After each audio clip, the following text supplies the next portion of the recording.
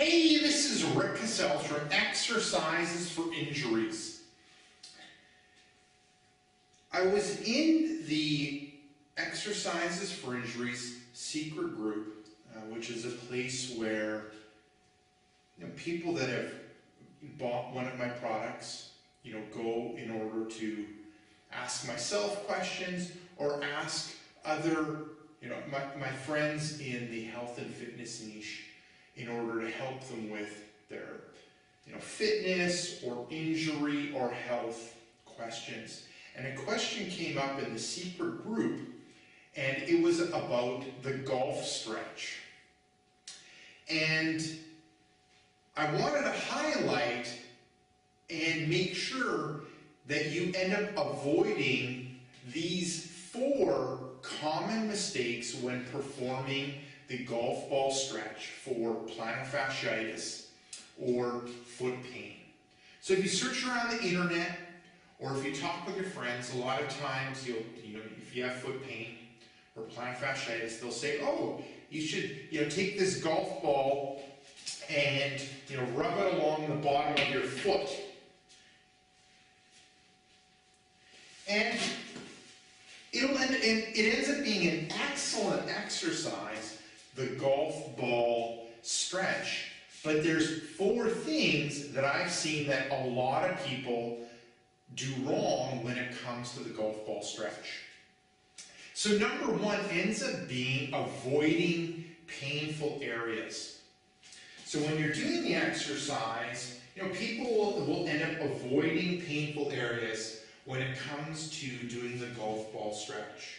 Now, you want to work around that painful area, but you also want to go into that painful area when it comes to doing the golf ball stretch. Now, number 2, I just made the mistake number 2. And what number 2 is not putting enough force into that plantar fascia and into the golf ball. So a lot of people will just take the golf ball and rub their foot along it. But you have to remember, the plantar fascia is an incredibly strong tissue.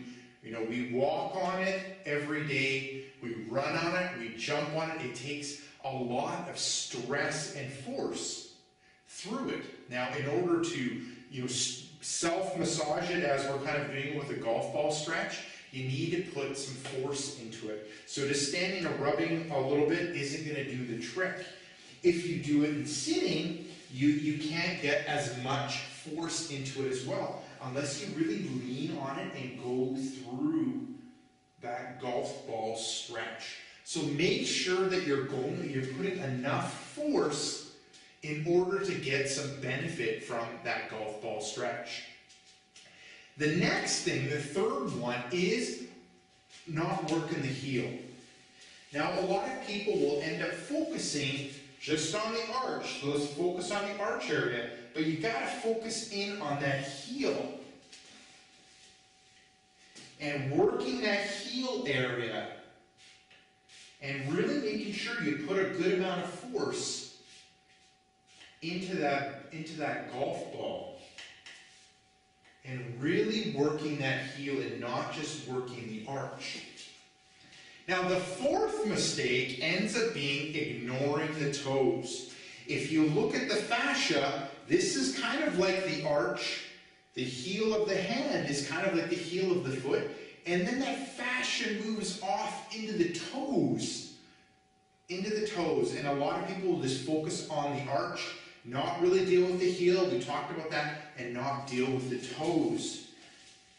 So you're moving into those toes and trying to go into the toes when it comes to working that fascia.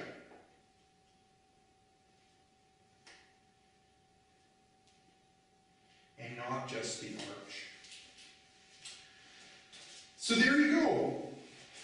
Make sure if you are doing that golf ball stretch, in order to help with foot pain or plantar fasciitis, that you don't make these 4 mistakes. Number 1, avoiding the painful areas. In some areas it's going to be uncomfortable. You want to go into them, but you go into them kind of cautiously.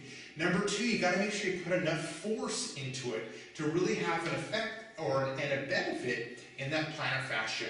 Number 3, work that heel area. And then number 4, work into the toes.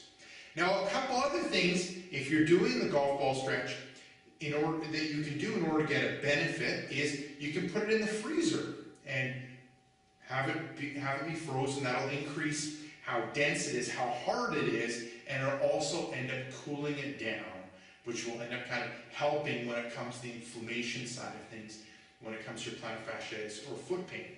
Now, one other question that I commonly get is, does the brand of golf ball matter when it comes to the golf ball stretch? No, it doesn't. It doesn't matter what kind of brand of golf ball you use to do the golf ball stretch. It's more important to do the golf ball stretch, and even more important to do the golf ball stretch right. So this is Rick Casellas from exercisesforinjuries.com. Make sure to swing by exercisesforinjuries.com. Enter in your injury or pain. There's a good chance of an article, interview, or a video that will help you overcome your injury or pain. Secondly, if you're watching this on YouTube, head up above, hit subscribe. What that will do is every couple days, you'll get a video like this where I talk about overcoming injury and pain and who does not have an injury, an old injury or pain. Lastly, head down below, hit like, leave me a question or comment. So this is Rick Casellas from exercisesforinjuries.com saying take care and bye-bye.